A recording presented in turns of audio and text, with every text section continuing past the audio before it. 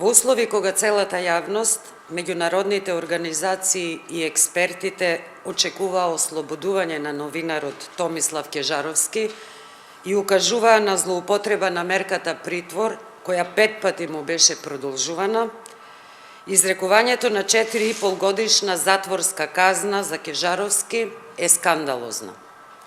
Ова е уште една потврда зошто оценките за Македонија од најрелевантните меѓународни организации говорат за применување на селективна правда, за влошување на слободата на медиумите и човековите права.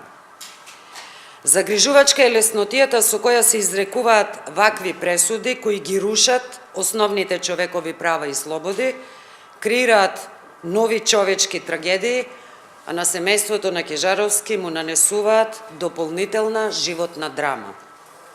Оваа пресуда има сериозна последица врз слободата на изразување и испреќа јасна порака за цензура, насочена кон останатите новинари и медиумски работници.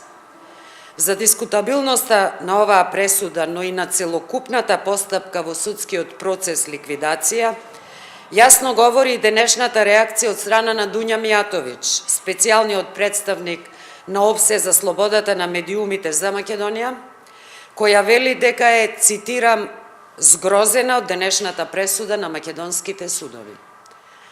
Затоа и дополнително се продлабочуваат сомнежите дали можеби на Томислав Кежаровски му изречена казна за некое друго дело кое не е поврзано со процесот ликвидација.